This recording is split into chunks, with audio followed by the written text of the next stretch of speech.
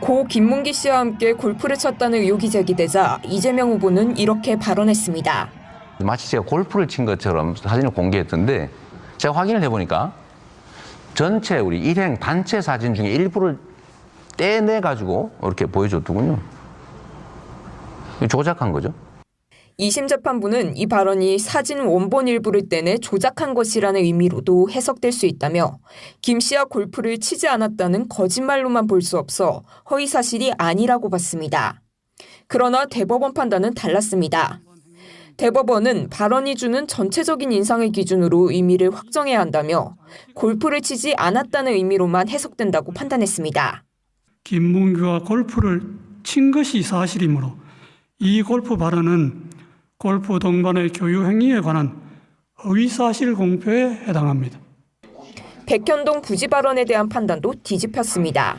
만약에 안 해주면 직무유기 이런 걸 문제 삼겠다고 협박을 해서 2심 재판부는 이 후보가 협박이라는 과장된 표현을 사용했을 수 있고 의견 표명에 해당해 허위사실로 단정 못한다고 봤습니다. 하지만 대법원은 이 발언은 사실 표명에 해당한다고 판단했습니다. 또 국토부의 용도지역 상향 요구나 압박, 협박도 없었다고 봤습니다. 협박까지 해서 피고인이 어쩔 수 없이 부득이 용도지역을 상향하게 되었구나 하는 잘못된 인상을 주기에 충분하고 대법원은 2심의 판단에는 공직선거법에 관한 법리를 오해해 판결에 영향을 미친 잘못이 있다고 밝혔습니다. KBS 뉴스 공민경입니다.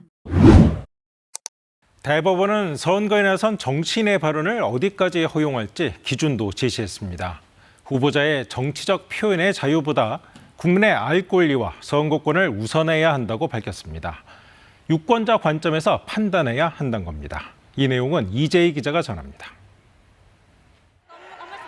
2심은 이재명 후보의 표현의 자유를 강조하며 무죄를 선고했습니다. 이 후보의 발언이 여러 의미로 해석될 수 있는데도 공소 사실에 부합하게만 보는 건 정치적 표현의 자유와 선거운동의 자유를 반영하지 않는 것이라 판시했습니다. 대법원도 민주주의 선거에서 표현의 자유를 보장해야 한다는 데는 동의했습니다. 다만 그 기준은 후보자 개인이나 법원이 아닌 선거인, 즉 국민이라고 못 박았습니다. 국민의 알 권리와 선거권을 우선시해야 한다는 겁니다. 선거 과정에서 주권자인 국민이 올바른 정보를 바탕으로 정치적 의사를 형성하고 선거를 통해 흠 없이 의사를 표현할 수 있도록 정치인 발언의 의미와 사실 여부를 엄격하게 판단해야 한다는 취지입니다. 나아가 대선 후보가 자신에 대한 사항을 공표할 땐 일반인 의견 표명과 같은 수준에서 자유가 허용될 수 없다며 새로운 법리를 제시했습니다. 또 이 때문에 공직선거법상 허위사실 공표죄를 둔 것이라 강조했습니다. 국민의 정치적 의사를 올바르게 형성하는 것이 목적입니다. 그것만이 절대적으로 보장되는 그런 절대 가치가 아니에요. 유권자의 판단을 흐리면서 거짓말할 자유는 정당한 자유가 아니다. 대법은 이 후보의 김문기, 백현동 관련 발언은 선거인의 정확한 판단을 그르칠 정도의 허위 발언으로 보인다며 표현의 자유 아래 허용될 수 없다고 명시했습니다. KBS 뉴스 이재입니다.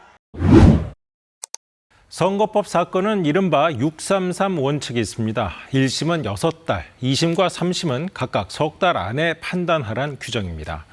하지만 잘 아시다시피 이번 사건은 1심에만 2년 넘게 걸렸고 상급심으로 갈수록 속도를 올리며 반전을 거듭했습니다.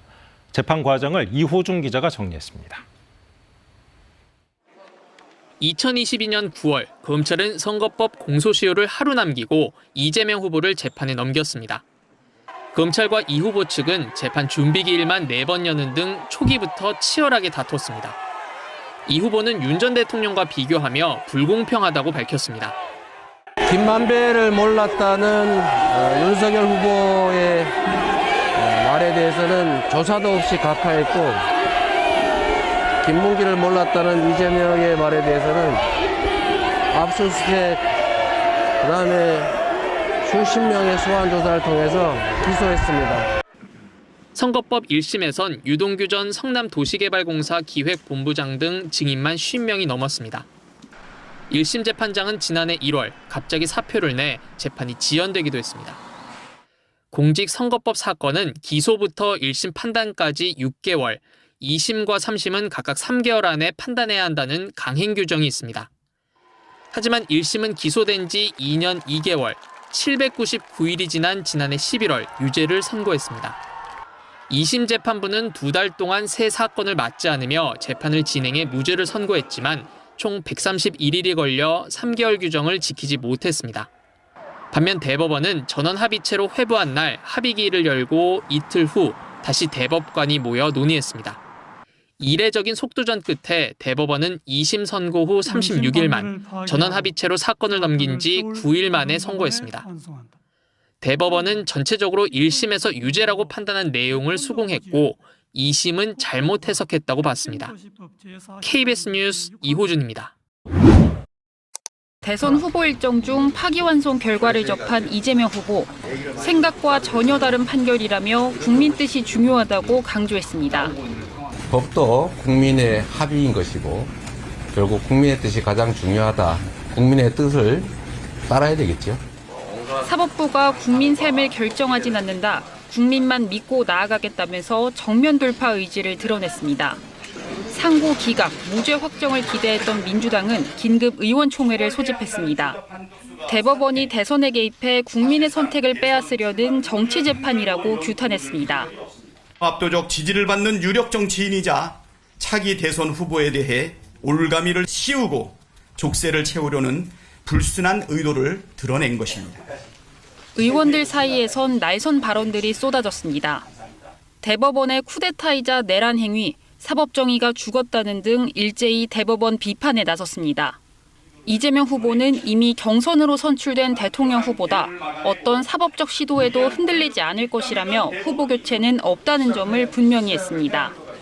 소속 의원 170명 전원이 단일 대우로 강력 대응하기로 했는데 사법부 판단인 만큼 신중히 대응해야 한다는 목소리도 있었습니다. 조국혁신당은 명백한 사법 쿠데타이자 극우 내란 세력의 역습이라고 지적했고 진보당은 대법원이 정치에 뛰어들어 분탕질한다고 비판했습니다. KBS 뉴스 이수민입니다. 국민의힘은 상식적 판결이자 정의의 복원이라고 환영했습니다. 사실상 유죄 확정과 다름없다며 이재명 후보가 사퇴하지 않는다면 국민 모욕이라고 비판했습니다. 허위사실 공표로 국민의 판단을 왜곡했다는 사실을 대법원이 확인시켜 주었습니다. 이 자체로 대통령 후보의 자격은 이미 상실되었습니다. 국민 뜻이 더 중요하다고 한 이 후보를 향해 대법원 판결 수용도 국민의 뜻이라고 지적했습니다. 진영 논리에 눈이 먼 2심 판결을 대법원이 바로잡았다며 2심 재판부가 판결에 책임을 져야 한다고도 했습니다. 파기환송심은 1심 판결과 동일한 당선 무효형이 될 거라고 확신했습니다. 대선 전 이 후보 사법 리스크는 결론을 내야 한다며 빠른 선고를 촉구했습니다. 파렴치한 선거법 위반 사범에 대해서는 반드시 징역형으로 무거운 법적 책임, 엄중한 책임을 물어야 할 것입니다. 대선 주자들도 이 후보 공세에 가세했습니다.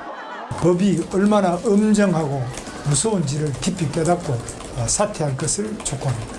이재명 대표는 포기하지 않을 것이 분명합니다. 제가 이재명 후보를 압도적으로 꺾겠습니다. 개혁신당 이준석 후보도 이 후보의 피선거권 상실은 시간 문제일 뿐이라며 민주당이 대법원 판단을 존중해 즉각 후보를 교체하라고 촉구했습니다. KBS 뉴스 이윤우입니다.